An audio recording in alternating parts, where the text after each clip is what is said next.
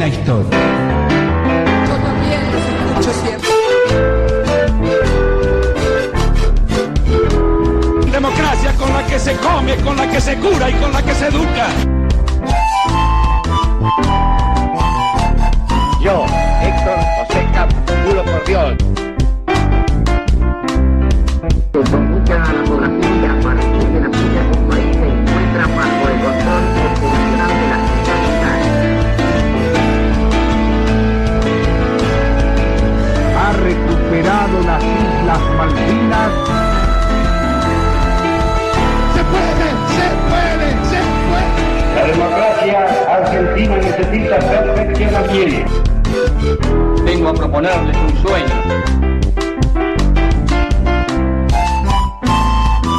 La bandera de la patria flameará sobre todos los mares como una mensajera del progreso. ¡No se inunda más! ¡No se inunda más! Afianzar la justicia, consolidar la paz interior.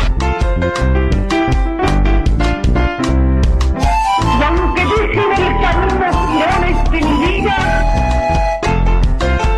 Quiero una Argentina normal, quiero que seamos un país serio. no llore, señor ministro. Señores jueces, nunca más.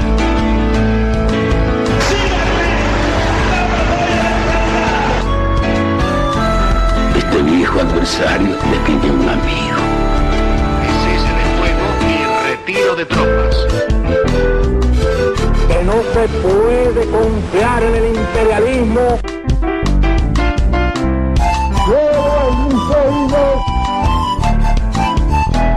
Anhelo que por estos caminos se levanta a la faz de la tierra una nueva y gloriosa nación, la nuestra.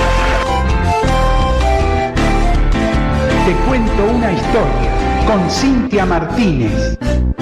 Conmigo. No fue magia. Hola, hola, hola, hola, hola, hola. ¿Cómo están? Bienvenidos. Programa 131 de Te Cuento una Historia. Viernes 24 de abril del 2026.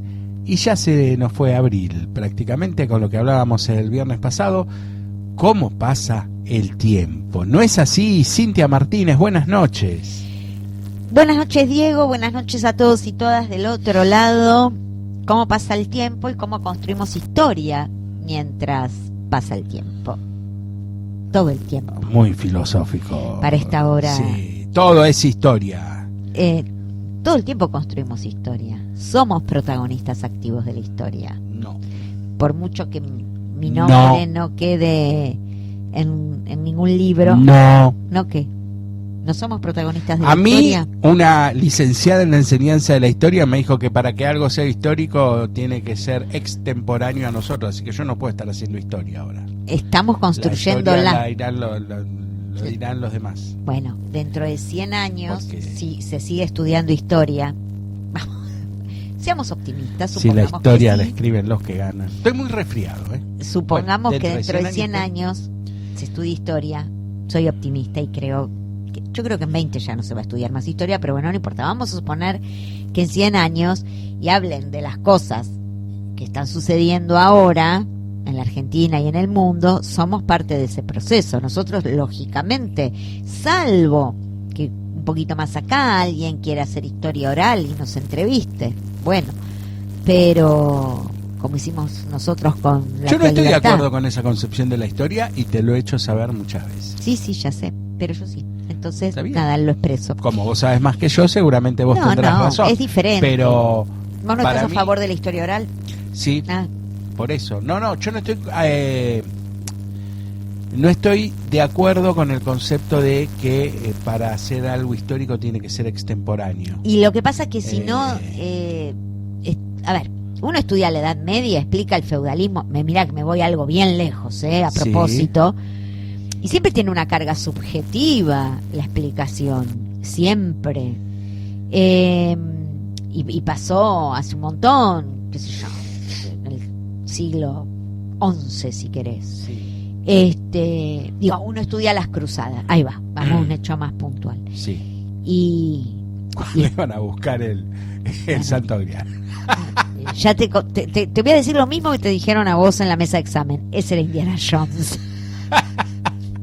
Yo cuando estaba dando un final de historia, no me acuerdo, yo cuando estaba estudiando profesorado de historia, ponele en 15 días, yo me anotaba en todas las materias, cursaba todas las materias y en 10 días tenía 6-7 finales. Es una barbaridad. Y entonces hacía prioridades, ¿viste? Algunas materias iba a aprobarlas, otras iba a ver qué tomaban para aprobarlas en el próximo turno, ¿viste? A veces tenía ojete y zafaba.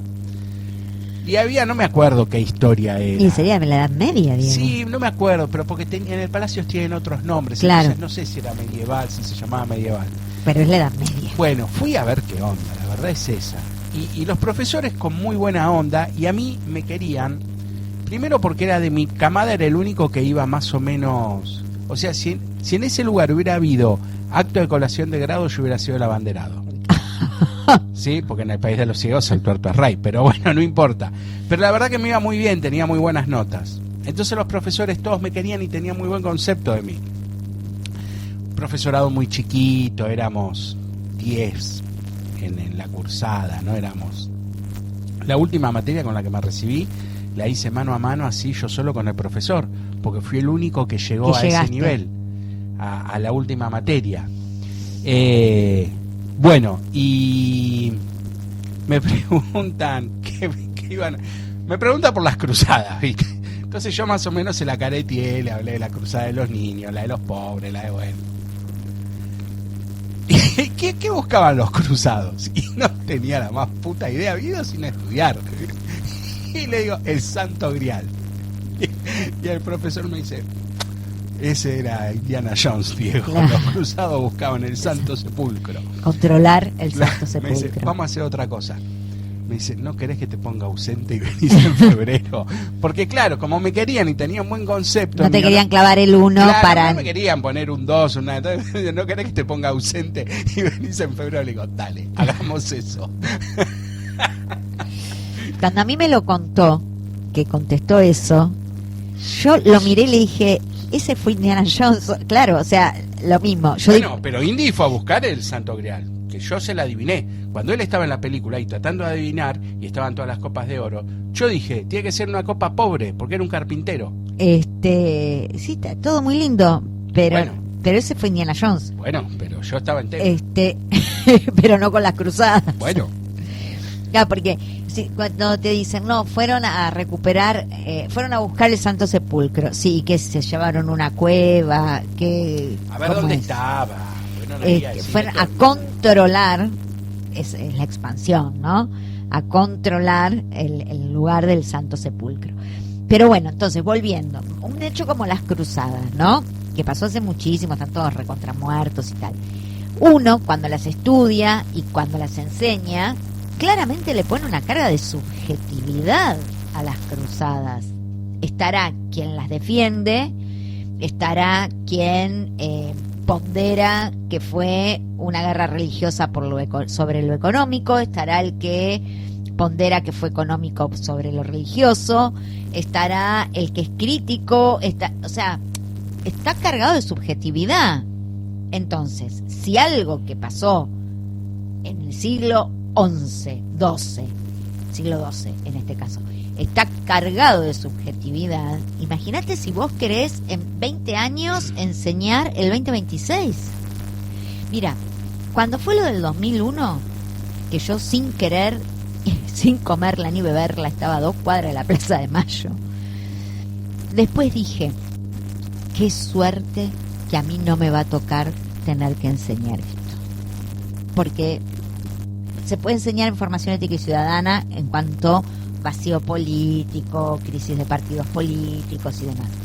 Ahí en formación ética y ciudadana sí, pero en historia se puede mencionar, pero más como ciencia política que como historia, porque estamos casi todos vivos. Bueno, pero no nos extendamos en esto porque nuestros oyentes se aburren. Gabriela se aburre con nuestras discusiones historiográficas, pero con ese criterio con ese criterio, ¿para qué hacen un acto de Malvinas? ¿Para qué hacen un acto del 24 No, pues eso es reivindicar. de marzo? Eso no, eso es otra cosa. importa, son conmemoraciones. No importa, son conmemoraciones que, ¿de qué? Pero De para hechos históricos. para no perder memoria. Está bien, empecé a hacerlo dentro de 50 años para no perder memoria. No, porque eso te sirve para construir hoy memoria. Yo creo que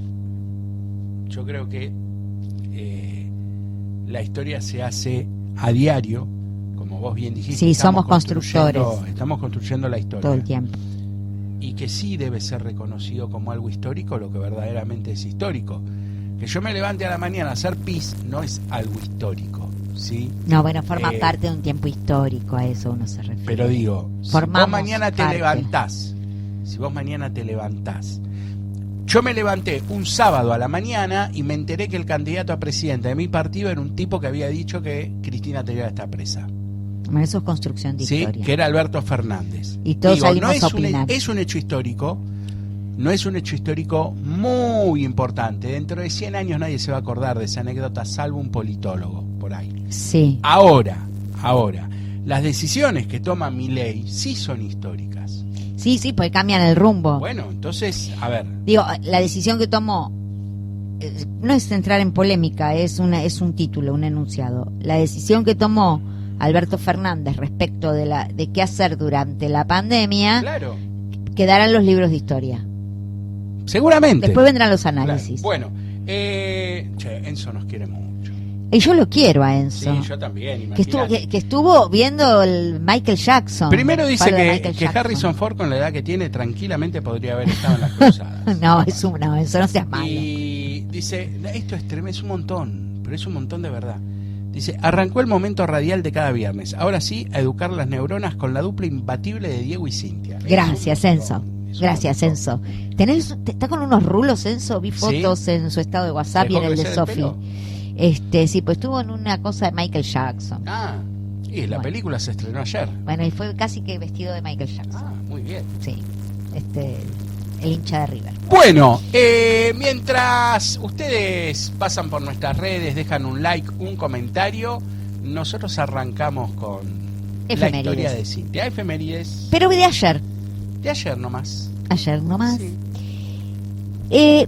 Yo no sé si vos sabías que cada 23 de abril, desde 1995, quiero aclarar que esta efeméride la menciono porque a mí me gustan los tipos que voy a nombrar, nada más. Es el Día Mundial del Idioma, del Libro y del Derecho de Autor, declarado por la UNESCO, en conmemoración del Día de la Muerte de Miguel de Cervantes, William Shakespeare y Garcilaso de la Vega. Los tres ¿Es el día murieron, de qué? los tres murieron un 23 de abril en distintos años, que ahora voy a decir. ¿El día de qué? Sí. El Día Mundial del Idioma, del Libro y del Derecho de Autor. Bueno, 23 de abril de 1616 muere William Shakespeare. El 23 de abril, me equivoqué, no es de distintos años. El 23 de abril de 1616 muere en Madrid Miguel de Cervantes, creador de Don Quijote. tate, folloncico. Y un 23 de abril de 1616 muere en Córdoba, España, el Inca Garcilaso de la Vega. Mira, Murieron los tres el 23 de abril de 1616, dos en España, uno en Inglaterra, y en homenaje a Helios III es que ayer fue el Día Mundial del Idioma, del Libro y del Derecho de Autor. mira qué lindo. Bueno, de hoy, ¿qué tenemos? Hoy, 24 de abril, se conmemora el Día de Acción por la Tolerancia y el Respeto entre los Pueblos, en recuerdo del horror del genocidio sufrido por el pueblo armenio, especialmente desde el 24 de abril de 1915. ¿Sí? Acá te hacen una corrección. Siglo XII, siglo XIII. Te hacen una corrección. Decime, sí. Dicen que no es Garcilaso de la Vega. Es el Inca Garcilaso de la Vega. Dicen que es el Inca Garcilaso, el de La Vega es el zorro para mí, no sé. Yo como no leí nada de esa gente. Bueno, pero... De ese, porque del Tate Folloncico bueno, sí. pero... De Cervantes sí.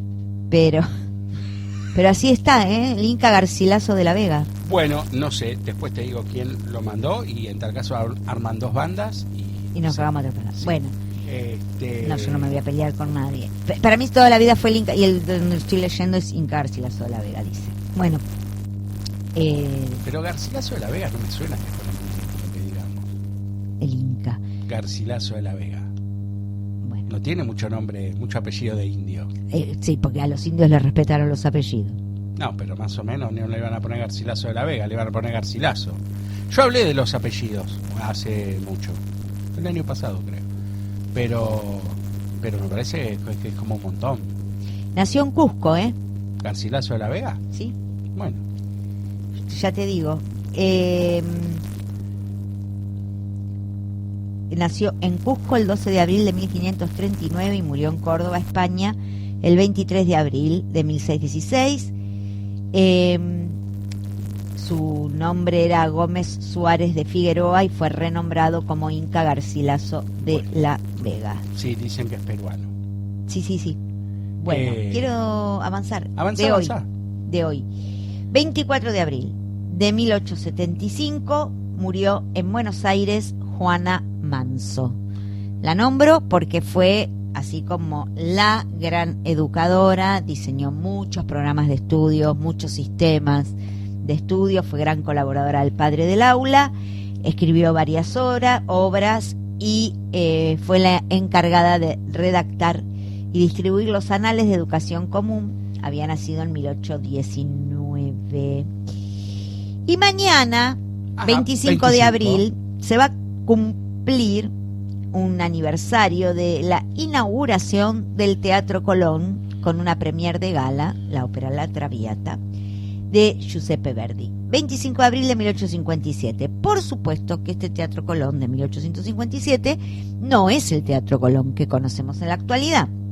El edificio estaba ubicado en las actuales Rivadavia y Reconquista, ahí frente a la Plaza de Mayo. Tenía 64 palcos, 441 plateas, 114 tertulias, 240 cazuelas y 250 lunetas paraísos. Su entrada principal estaba por Rivadavia 11. Si paseás por el microcentro, tómate el trabajo, acércate a Rivadavia 11 y fíjate qué hay ahora y después contame. Este teatro cerró el 13 de septiembre de 1888 y el actual... Debe ser el Banco Nación. ¿Y qué te digo yo? Por eso mando a la gente a hacer la tarea. El actual Teatro Colón fue inaugurado el 25 de mayo de 1908 durante la presidencia de José Figueroa Alcorta. Igual no entiendo esos nombres tan... Luneta, cazuela, tertulia... tan gastronómicos. La cazuela, la tertulia. La luneta, o por lo menos en la Facultad de Ciencias Económicas, la luneta era una media luna grande, gigante de jamón y queso. Con jamón y queso esa era la luneta. La cazuela, bueno, todos sabemos lo que es la cazuela. Sí. Y después no sé qué más. La tertulia, bueno, sí es una charla. Pero bueno, no sé.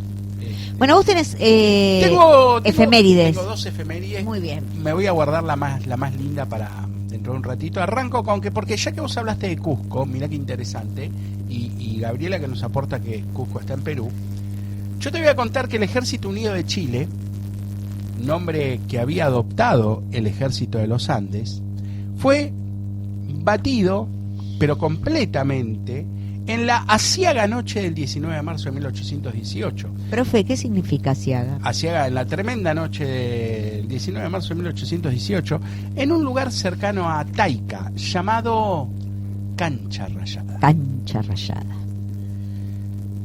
La desazón de los patriotas fue total. Feo, Cancha Rayada. Sí, le feo. dieron el chucuchucu, Le dieron el Los chucuchucu. emboscaron Sí, a las sí, 3 de la mañana. La desazón de los patriotas fue total. Se corrieron rumores que un poderoso ejército realista se dirigía a Santiago e inclusive algunos dijeron que San Martín había muerto en el campo de batalla. Cierto es que incluso O'Higgins había sido herido en combate. Con lo cual, lo de San Martín no sonaba tan descabellado. El pánico recorrió Chile. Los antiguos jefes volverían al poder y seguramente buscando venganza con aquellos que habían osado levantar su voz contra el rey. Muchos patriotas huyen hacia la cordillera buscando la protección de la calma Mendoza. Sin embargo, apenas 17 días después del desastre de Cancha Rayada, el general San Martín obtiene su mayor y absoluta victoria en Maipú. El 5 de abril de 1818, el reconstituido Ejército Unido derrota definitivamente a los realistas en Maipú, una batalla decisiva que le dio la libertad a Chile y aseguró la independencia de Argentina. Los realistas, que se creían vencedores apenas unos días atrás, huyen en desbande hacia el sur de Chile, tratando de evitar la captura por parte de los patriotas. Y es así que una partida del Ejército Unido obtiene la correspondencia de Mariano Osorio, el máximo representante del rey en Chile, que para entonces era solo una capitanía general. Sí, capitanía general. No Con era las parte reformas de- borbónicas. No era parte de nada, no era parte del Virreinato del Río de la Plata, no era parte No, de no, una tenía cosa- autonomía como una capitanía cosita general. ahí, un pasillo que había ahí al costado. Bueno, inmediatamente la documentación es enviada al general San Martín. La historia que nos cuenta que dentro de esa documentación había muchas cartas comprometedoras que denunciaban la traición de varios patriotas que se querían hacer los simpáticos nuevamente con los realistas vencedores de Cancha Rayada. El 12 de abril, y acá está nuestra efeméride, de 1818, San Martín, acompañado por su ayudante O'Brien, había desmontado a pocos kilómetros de Santiago y se puso a leer documento por documento. Estaban fechados después de Cancha Rayada y cada uno evidenciaba una traición. No guardó los nombres, ya que solo lo movía el espíritu de poder obtener datos estratégicos y no la venganza. Su corazón era magnánimo y compasivo, aún con el traidor. Y luego de leer cada documento, mandó a O'Brien a encender una fogata, donde quemó cada carta, cada felonía y cada traición. ¿Y quiénes eran los traidores?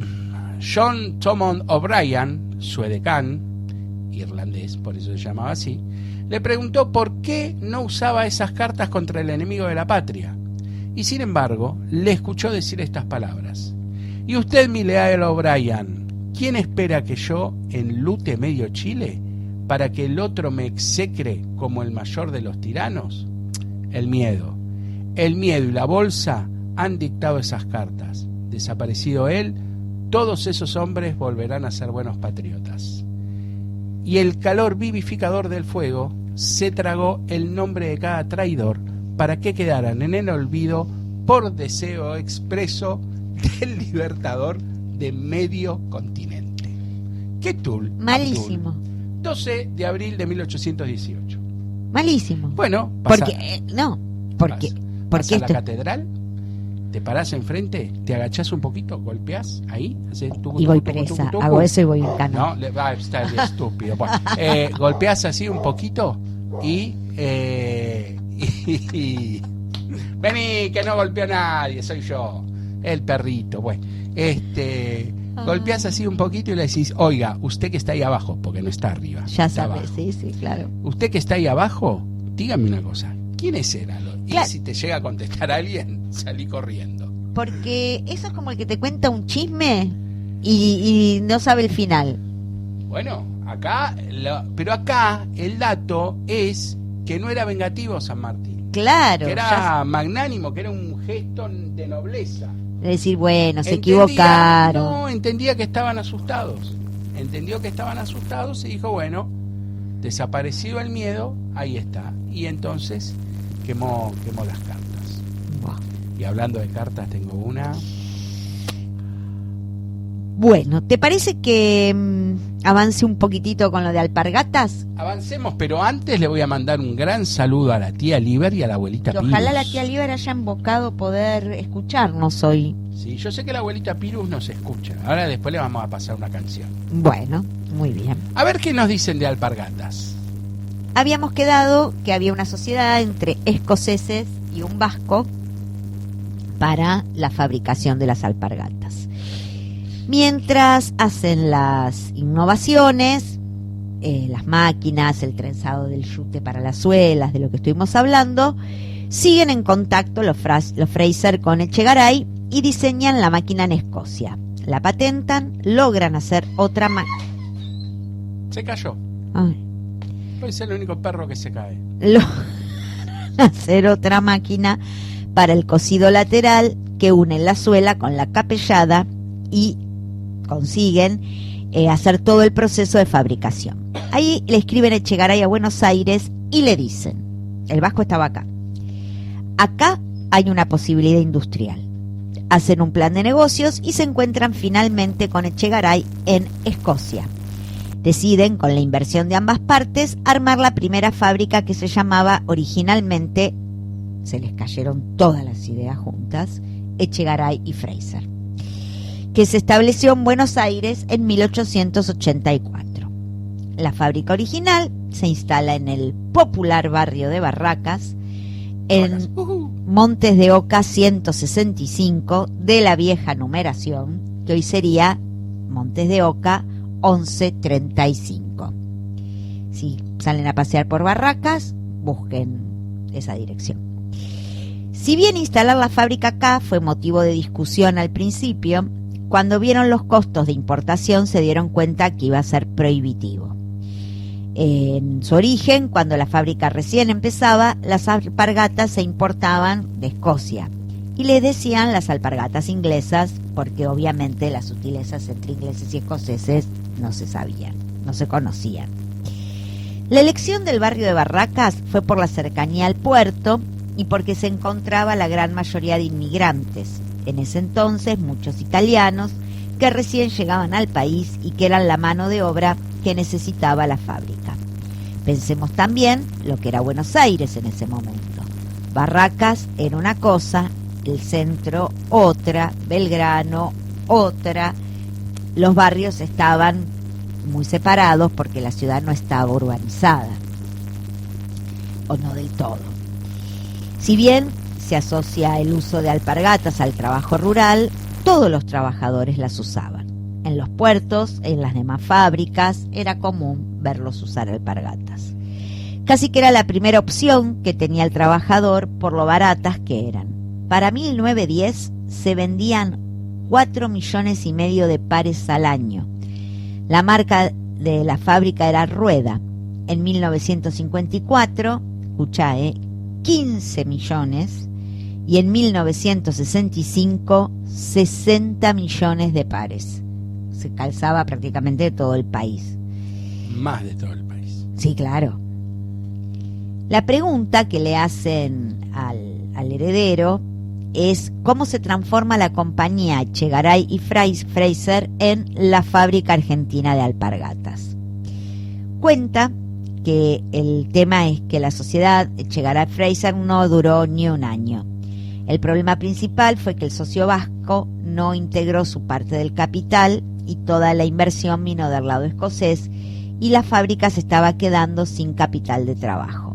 Se necesitaba capital. Fortuitamente, cuando el hermano mayor de los Fraser, Douglas Jr., viaja de Gran Bretaña a Buenos Aires, traba relación con un inglés que era uno de los especialistas del desarrollo del ferrocarril en la Argentina, Reginald Neal. Neal y Douglas Jr. se tomaron confianza y ahí surgió la idea de hacer una sociedad anónima.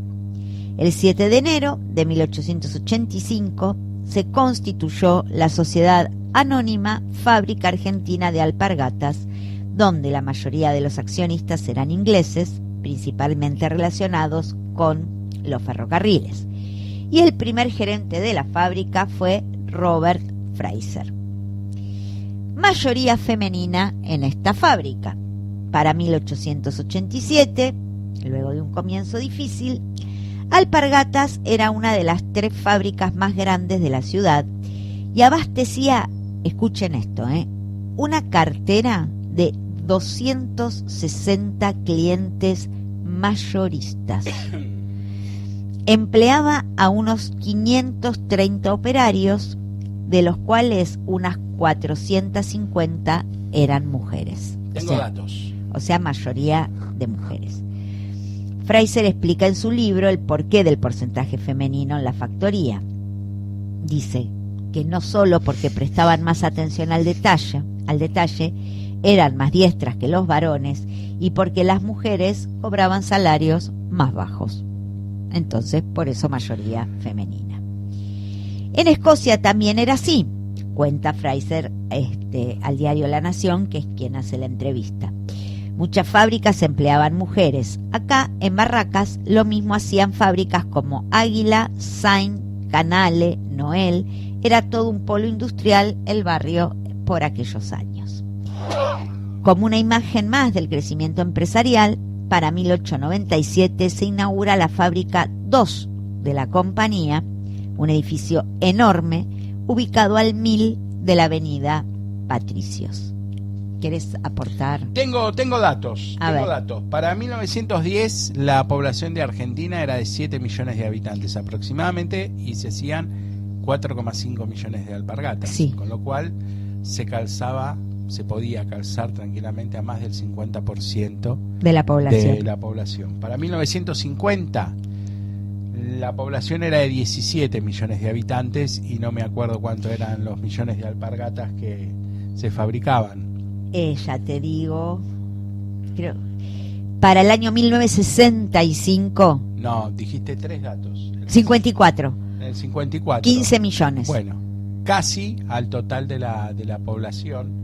Y para 1965, Sí, ¿cuánto? 60 millones de pares. Bueno, fíjense la diferencia, ¿no? No alcanzaba a calzar a toda la población en 1954, porque eran 17 millones de personas y se hacían 15 millones de alpargatas. 15 millones Sí. de pares. Bueno, en 1965 la población era de 22 millones de personas. Y hacían 60 millones de pares. O sea que se triplicó, había 3 pares por cabeza.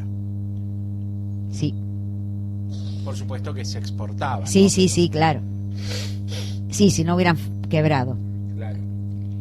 A fines del siglo XIX y principalmente los primeros años del siglo XX, en aquella Buenos Aires había mucha actividad obrera. Huelgas, manifestaciones, incluso con muertos, como la Semana Trágica del 19. También hubo movida en Barracas. Frente a esto, la fábrica tuvo presente a la persona. Dado que Escocia sufrió la persecución inglesa, tenían presente el tema del respeto al prójimo. Por esto, desde el comienzo en Alpargatas se preocupaban por el bienestar de los obreros, al punto que fueron pioneros en ofrecer una serie de beneficios mucho antes de que hubiera una legislación al respecto. Tenían médicos, dentistas, se pagaban aguinaldos desde la década del 30, que llegaban a ser entre 3 y 5 veces el sueldo. Lo mismo hizo Tobenber en Quilmes, el Chabón de las Marías, ¿te acordás que Sí. había algunos que hacían esas cosas? Se buscó tener contacto directo entre el patrón y el obrero. Muchísima gente con la que el descendiente de Fraser se entrevistó recuerda la costumbre del abuelo, que él a la vez copió de su padre y de su abuelo, que era recorrer toda la fábrica, saludar a cada obrero, preguntar por su familia, si necesitaba algo. Él iba con una secretaria que tomaba nota si alguien tenía una necesidad para ver la forma de solucionar el tema. Había conflictos, por supuesto, pero siempre hubo una cuestión de diálogo, cooperación, algo inusitado para la época. Al subgerente, en la época de mi bisabuelo, dice Fraser, los trabajadores le decían cariñosamente el socialista, por su actitud con los trabajadores. ¿Qué tul? Muy bien, muy interesante, sumamente interesante. A mí me encantan las historias así de fábricas tan grandes.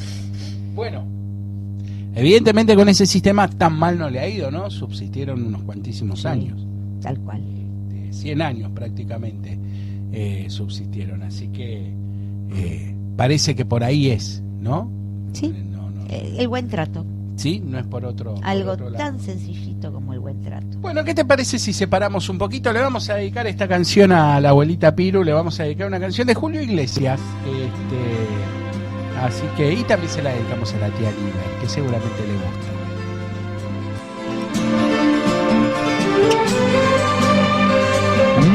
De tanto correr por la vida sin freno,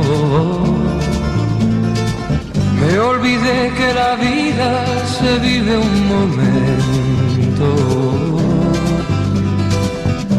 De tanto querer ser en todo el primero, me olvidé de vivir los detalles pequeños. De tanto jugar con los sentimientos, viviendo de aplausos envueltos en sueños. De tanto gritar mis canciones al viento, ya no soy como ayer, ya no sé lo que siento. Me olvidé de vivir, me olvidé de vivir,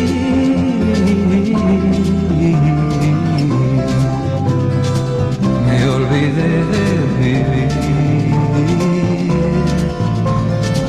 me olvidé de vivir.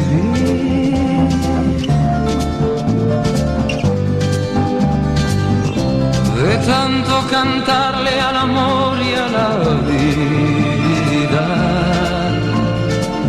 me quedé sin amor una noche de un día. De tanto jugar con quien yo más quería, perdí sin querer lo mejor que tenía. De tanto ocultar la verdad con mentiras, me engañé sin saber que era yo quien perdía. De tanto esperar lo que nunca ofrecía, hoy me toca llorar, yo que siempre reía. Me olvidé de vivir, me olvidé de vivir,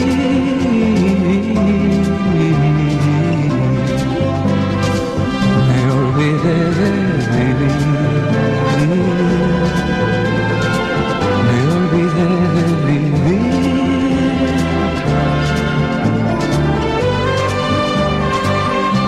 De tanto correr por ganar tiempo al tiempo, queriendo robarle a mis noches el sueño. De tantos fracasos, de tantos intentos, por querer descubrir cada día algo nuevo. De tanto jugar con los sentimientos, viviendo de aplausos envueltos en sueños. De tanto gritar mis canciones al viento, ya no soy como ayer, ya no sé lo que siento. Me olvidé de vivir, me olvidé de vivir,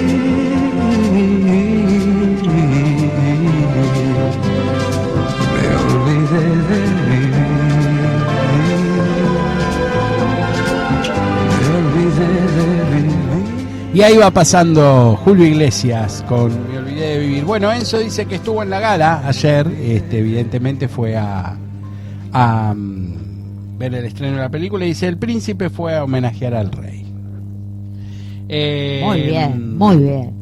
Roberto dice que linda la historia de Alpargatas. Gabriela dice creo que hace más de 40 años que no escuchaba esta canción. Ah, bueno. Bueno, viste, siempre estoy ahí, como Gatti, un segundo antes en la jugada. Siempre adelantado, pero nunca en offside, como decía un amigo mío.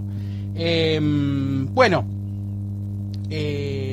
todos sabemos, porque lo sabemos todos, y si no se enteran ahora, que tras la victoria de Urquiza en la batalla de Caseros el 3 de febrero de 1852, Rosas se exilió en Inglaterra. En Southampton. Sí, fue a fabricar el Titanic. Pero los antiguos aliados, ahora adversarios, en su visión del país que querían, mantenían contactos y en más de un caso Don Justo ayudó a quien fuera su adversario por muchos años.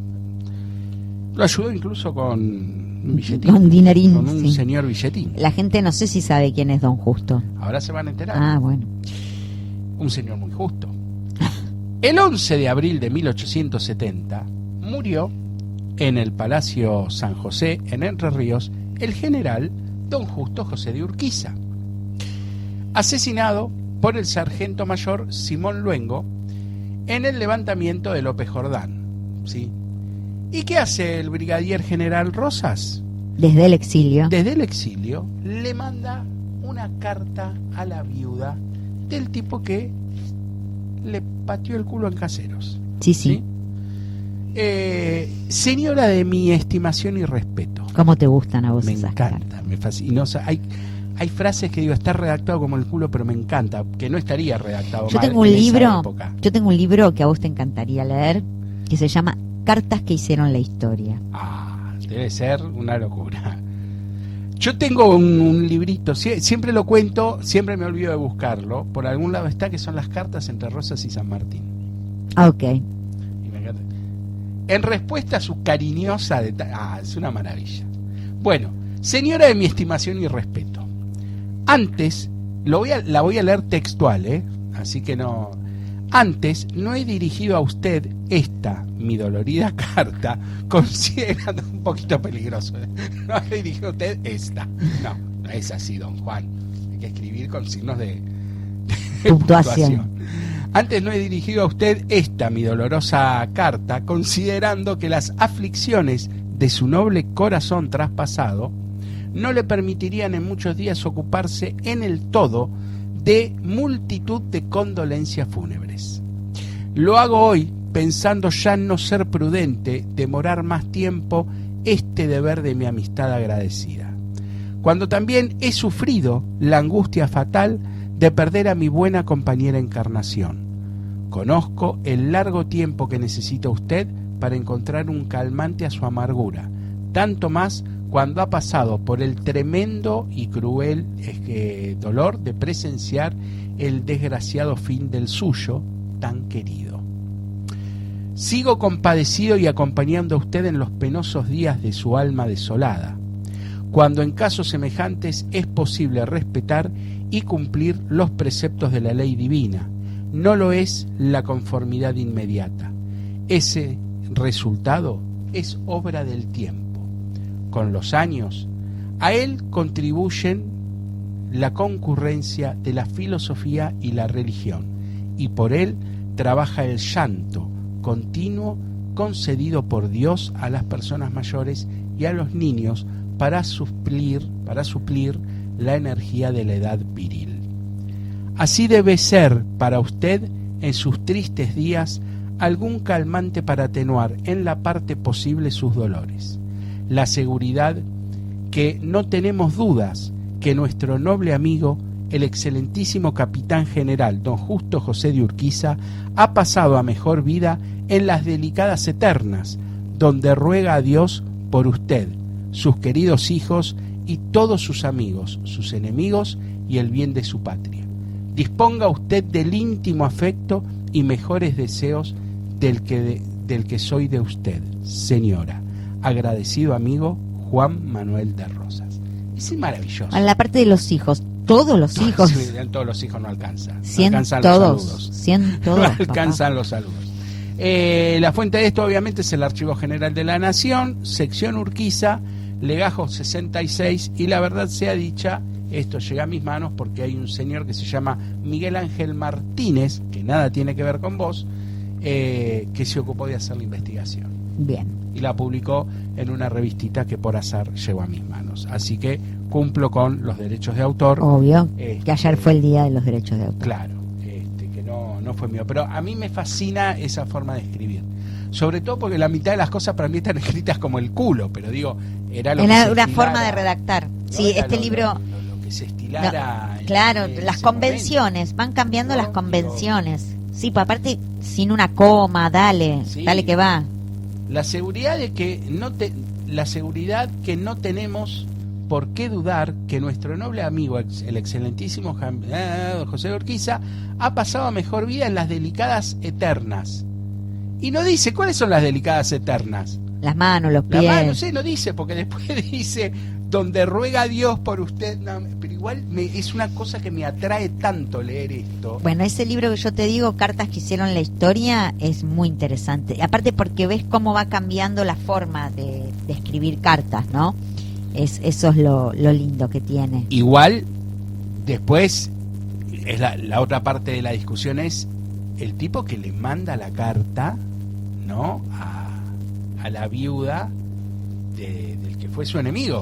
Sí, pero que en el exilio lo ayudó. Pero que en el exilio lo ayudó, pero que lo condenó al exilio. A ver, nadie le obligó a Rosas a irse. No tenía muchas opciones, pero podría haberse ido a vivir a una estancia en el campo y ya. Sí, bueno, eso hizo, pero en Inglaterra. Y ahí hizo farmer, se convirtió en farmer. Dejó de ser terrateniente para ser farmer. Exo es un señor que viene del futuro, del pasado. ¿Qué cosa? Ah, Enzo. Enzo viene del pasado. ¿Sabes lo que escribe? Dice, de la canción, tema que suena a cigarrillos Parliament o Camel. Camel no, Parliament. Acompañados de una botella de Old Smuggler o White Horse. No puede conocer estas marcas, tiene 20 años. Sí, puede. Bueno, increíble. Bueno, volviendo al tema. Amén de las ayudas que le envió, la guita. Sí, es el tipo que le hizo temblar el poder, ¿no? sí. Digo, le plantó cara, se le paró de mano. Es este viejo adversario despide un amigo. Sí. Es más o menos lo mismo. Sí. Es más o menos lo mismo. Sí. La diferencia es que fueron aliados. Claro. Porque en su día fueron aliados. Sí, ahí lo fuertemente.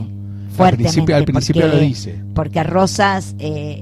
Bueno, eran los dos federales. Durante muchos años descansan parte de su poder en Urquiza. Tenían los dos una idea del federalismo. Rosas un poquito más exacerbada. Más porteño. Claro. Pero... Era el tipo, la cabeza política de la ciudad Puerto. Y para más adelante tengo algunos datos del segundo gobierno de Rosas. Bueno. Para otro programa. Yo, si querés, te puedo contar cosas del lunfardo. A ver, me gusta eso también, me gusta. ¿Qué palabras cotidianas? Ahí viene la naifa. Isa. Ay, qué mamerto. Mamerto no sé si es del lunfardo, pero qué mamerto. ¿Qué palabras cotidianas nos dejó la jerga del Río de la Plata? Del Río de la Plata. Nació entre el puerto y los se tentó, quiero decir que se tentó. Me acuerdo que en la cancha de San Telmo, yo era muy niño, me acuerdo de mi abuelo puteando al árbitro. ¿Decía Chitrulo? ¡Pajarón! Hoy se le dirían muchas cosas al árbitro, menos pajarón. ¡Pajarón! Le grité. Pero no por pajero. No. Pajarón. Sí. Ay, porque cuando alguno era medio salame uno decía, pero mira qué pajarón. Bueno, nació entre el puerto y los conventillos de barrios populares de Buenos Aires, pero el lunfardo terminó entrando en la vida diaria de millones de personas. Muchas de sus palabras hoy se usan y no tenemos idea que vienen de ahí, del lunfardo. Esta crónica le pertenece a Natalia Sibina, ¿sí?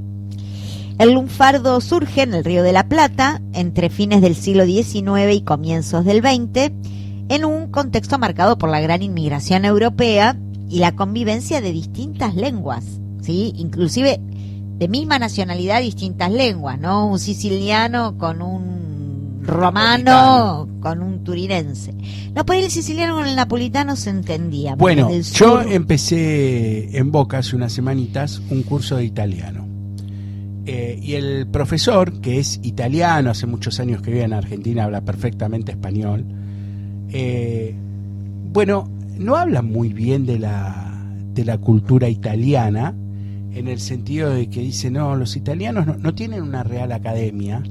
Entonces, como que cada región mantiene su dialecto. Claro, tiene su italiano, ¿no? Sí, sí. El Entonces, italiano que te enseñan en la escuela es el romano. Dice, el italiano más puro es el de la zona media, la zona de Piamonte o Piamontesa, creo que ese sería el italiano más puro. Yo le pregunté si era el romano, me dice no.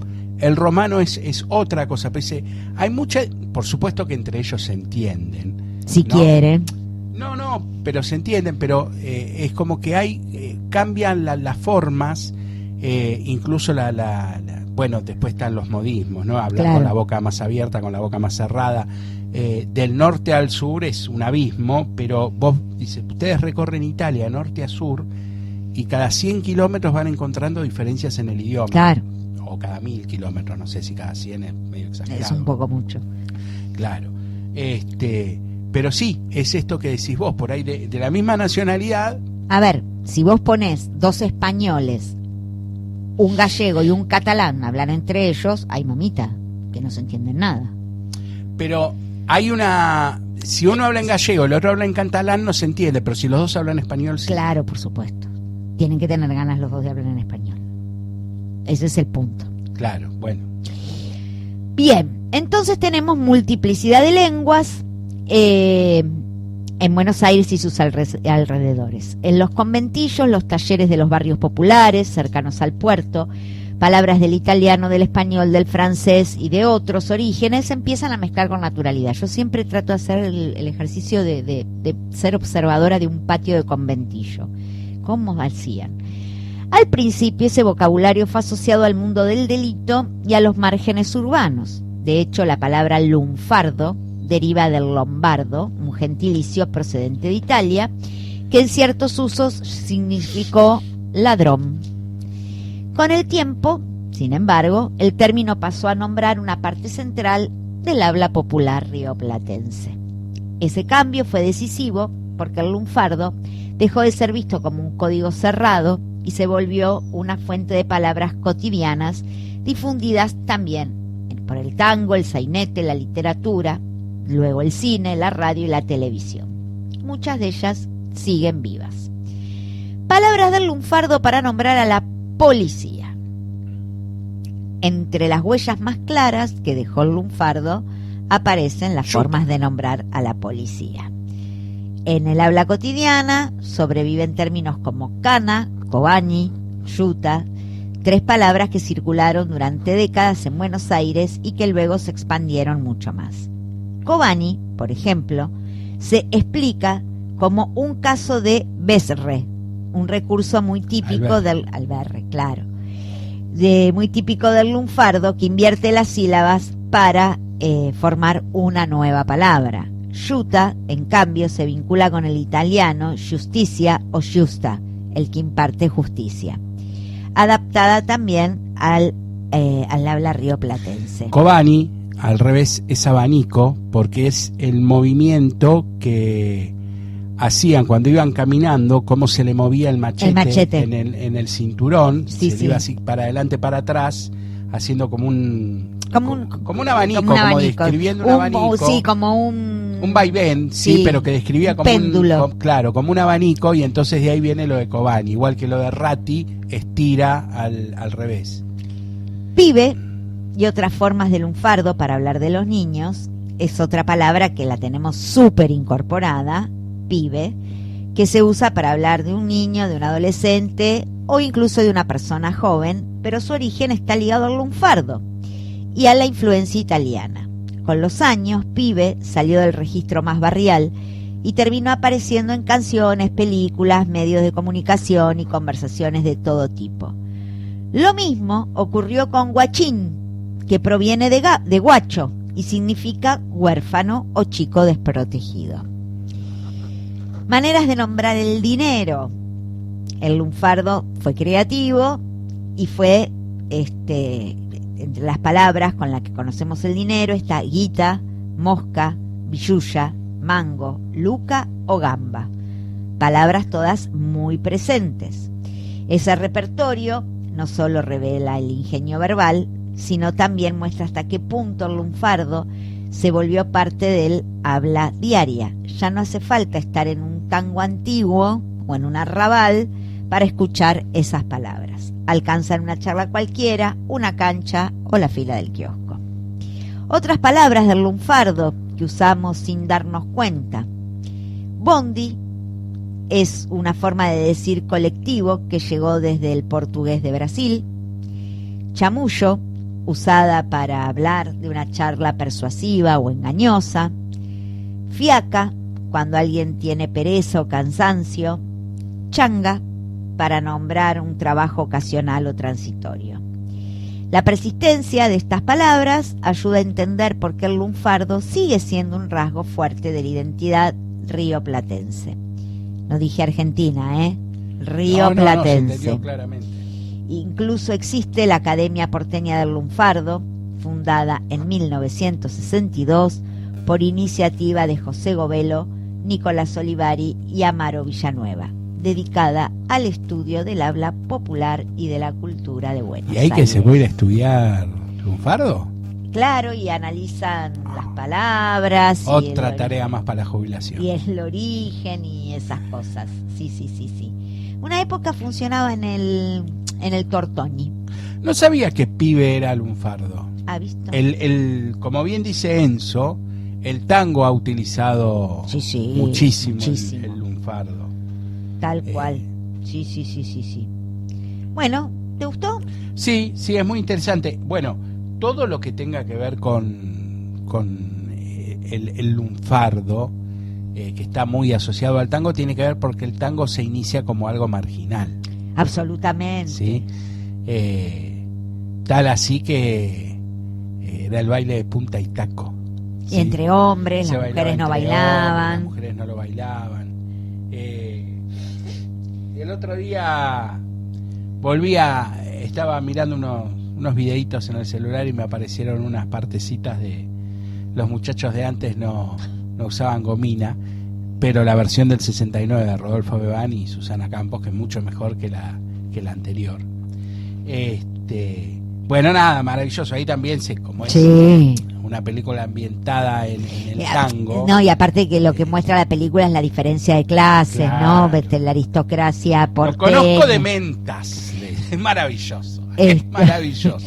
Y lo que es el arrabal de la rubia Mireya, digamos. Claro, ¿no? Claro. Raúl dice que confirma tu duda. En el diccionario el lunfardo, mamerto se asocia con tonto, popo o imbécil. No, yo no sabía que mamerto era de lunfardo, Yo no sabía que pibe era una palabra lunfarda, mirá.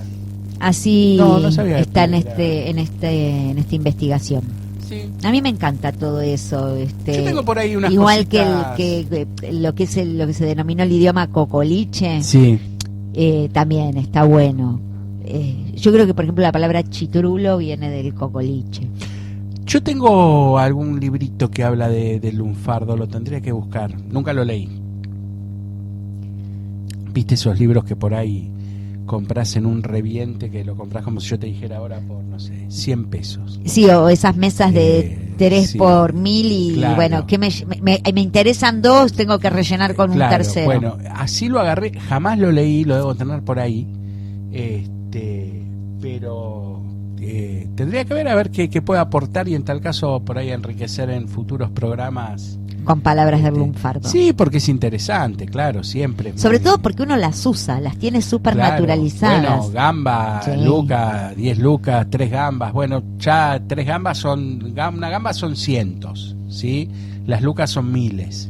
Sí, como si tuviésemos pocos problemas con la moneda en la Argentina, Claro. y los cambios de moneda. Encima rebautizamos con el lunfardo. Es hermoso, para terminar de complicarla, digamos, ¿no? Pero bueno, 3 gambas son 300 pesos, 3 lucas son 3.000. Lo tenemos muy incorporado eso, más la luca que la gamba. Sí. Lo tenemos muy incorporado. Y también está muy incorporado, no sé si por una cuestión del tango, qué sé yo, el tema mina. Claro. Bueno, a ver, era una nota cortita esta que les compartí. Es enorme el diccionario del lunfardo. La palabra giro, Claro. viene del lunfardo. Sí, tenemos, y las tenemos muy naturalizadas. Pero bueno, nada, me pareció como una linda cosa para compartir. Enzo aporta la letra de un tango, dice: como decía el varón del tango, los morlacos de ese otario los tirás a la marchanta, como juega el gato maula con el mísero con ratón. el mísero ratón. Exactamente. Ahí hay toda una seguidilla de palabras del lunfardo. Sí, un montón. Bueno, el tango ha hecho Sí, bueno, pero mucho ¿por qué? recurso tiene que ver con su origen. Sí, tal cual. Después, bueno, nada, habrá sido un estilo, los tangos más modernos, ¿no? Se habrán escrito utilizando el lunfardo de adrede, Claro, digamos, como un recurso literario. Yo calculo que los primeros tangos salieron con esas letras porque Ese era el idioma, así. claro. Bueno, son las 9 de la noche. Así es. Cintia, se nos ha ido este programa 131. No se olviden de pasar por nuestras redes sociales, por Facebook, Twitter, especialmente en YouTube. Poner un like, un pulgarcito, que es gratis, no cuesta nada. Un pulgarcito para arriba, dejan un like, un comentario, ¿sí? Y a nosotros nos hace muy bien y nos pone muy contentos. Lo mismo en Twitter, en TikTok. Vayan a buscarnos a TikTok, que hay de la radio, no de Te Cuento una Historia, sino de la radio Mariano Moreno. Hay canciones lindas que voy a ir subiendo y para que, nada, podamos hacer crecer la radio. Bueno, gracias por estar del otro lado, gracias por acompañarnos. Espero que les haya gustado todo lo que le trajimos hoy. Tenemos más cositas para compartir con ustedes. El viernes que viene, que es feriado, vamos a estar. Sí, ¿estamos? Sí, 1 de mayo, Día del Trabajador y de la Constitución Nacional. Bueno, Cintia seguramente hablará algo de eso cuando te diga: hola, bienvenidos, te cuento una historia. Chau.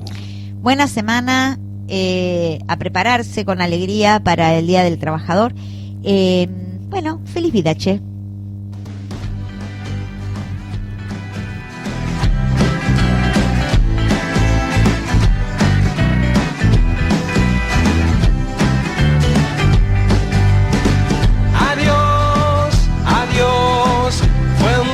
Estar con vos, a todo el mundo. Adiós, adiós, adiós, adiós. Te vas, me voy con vos por todo el mundo. Adiós, adiós, adiós señora, adiós señor. Perros y gatos, gordos y flacos, arquero maravilla sentado en una silla. A todo el mundo adiós, a los de cerca, a los de muy lejos, chicos y grandes, nuevos y viejos, refer y bomberos, sirenas y heladeros, a todo el mundo adiós. Adiós, adiós, fue lindo estar con vos, abriendo juego con la mano de Dios. Adiós muñecas, adiós monada, nietos, ahijadas, abuelos de la nada,